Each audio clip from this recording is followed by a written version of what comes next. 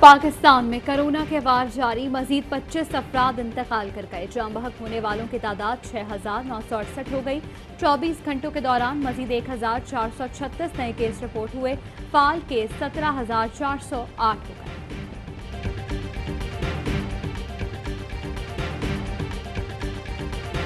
People of this nation have spoken. They've delivered us a clear victory, a convincing victory, a victory for we the people.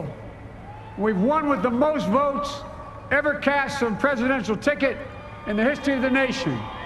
74 million. انتخابات ختم، اب کوئی دشمن نہیں، سب ایک ہیں۔ آؤ ایک بار پھر ایک دوسرے کی بات سنیں اور آگے بڑھیں۔ بطور صدر عوام کو تقسیم نہیں، متحد کروں گا۔ نومنتخب امریکی صدر جو بائیڈن کا اعلان، امریکہ کی دوبارہ دنیا بھر میں عزت بحال کرنے کا عزم۔ نومنتخب نائب صدر کاملا ہیرس بولی جمہوریت کے تحفظ کی کوششیں قربانی مانگتی ہیں۔ پچھلے کئی ماہ بہت سی مشکلات کا سامنا کرنا پڑا۔ الیکشن میں امریکہ کی روح داؤ پر لگی تھی۔ آپ نے امید، اتحاد، شائستگی، سائنس اور سچ کو چنا۔ جو بائیڈن امریکہ کے 46ویں صدر منتخب، 290 الیکٹورل ووٹ حاصل کر لیے۔ 3 ریاستوں جارجیا، شمالی کیرولائنا، الاسکا میں اب بھی ووٹوں کی گنتی جاری۔ جنوبی ایشیائی نژاد کاملا ہیرس امریکہ کی پہلی خاتون نائب صدر ہوں گی۔ واشنگٹن ڈی سی میں جشن، وائٹ ہاؤس کے باہر جو بائیڈن کے حامیوں کی نعرے بازی اور والہانہ رقص۔ جو بائیڈن کی کامیابی پر CNN کے میزبان وین جونز جذباتی ہو گئے۔ ڈونلڈ ٹرمپ کا انتخابات میں ہار ماننے سے انکار، نتائج کو چیلنج کرنے کا اعلان۔ کہا جمہوریت کی بقا کے لیے ضروری ہے انتخابی نتیجہ شفاف ہو۔ امریکی میڈیا دروغ گوئی کر کے جو بائیڈن کو فاتح قرار دے رہا ہے۔ صدر مملکت عارف الوی اور وزیر اعظم عمران خان کی نومنتخب امریکی صدر جو بائیڈن اور نائب صدر کاملا ہیرس کو مبارکباد۔ عارف الوی بولے عالمی خصوصاً خطے کے امن کے لیے بہتر امریکی کوششوں کا منتظر ہوں۔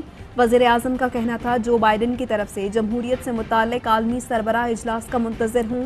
ٹیکس چوری کے خاتمے اور ملکی دولت لوٹنے والوں کے خلاف مل کر کام کریں۔ افغانستان اور خطے میں قیام امن کے لیے بھی امریکہ کے ساتھ کام جاری رکھیں گے۔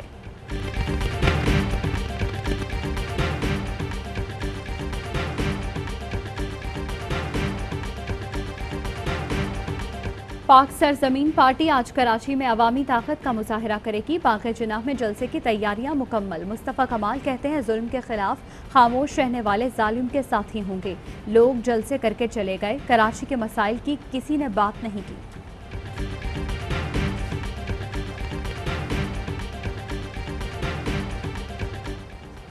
ملک دشمن بیانیے پر چلنا نام نہاد لیڈرز کی ذہنی پسماندگی ظاہر کرتا ہے۔ قومی مفادات کو ٹھیس پہنچانے والے رہبر نہیں ہو سکتے۔ اداروں کے خلاف باتیں کرنے والے ملک و قوم کے دشمن ہیں، کسی کو ملکی اداروں کی تضحیک نہیں کرنے دیں گے۔ عثمان بزدار کہتے ہیں اپوزیشن عوام کے مینڈیٹ کی توہین کر رہی ہے، ہوش کے ناخن لینے چاہیے۔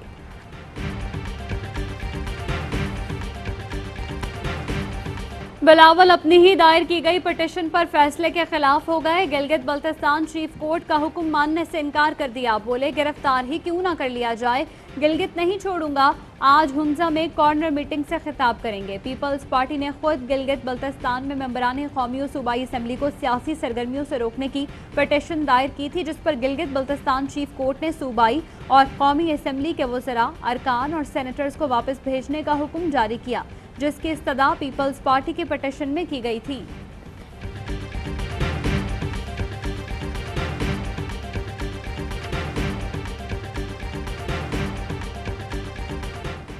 کوہاٹ کے علاقے کاغذئی میں شادی کی تقریب میں فائرنگ، 5 افراد جاں بحق، 3 زخمی ہو گئے۔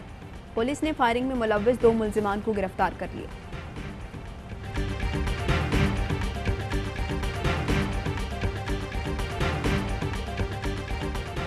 پنجاب میں گراں فروشوں کے خلاف ایکشن جاری۔ ایک ہفتے کے دوران 194 افراد کو گرفتار کر کے 188 مقدمات درج کیے گئے۔ حکام کی چیف سیکرٹری کو بریفنگ۔ چیف سیکرٹری کی درآمد چینی کی مقررہ نرخ پر فروخت یقینی بنانے کی ہدایت۔ چینی دکانوں پر 84 روپے فی کلو دستیاب ہوگی۔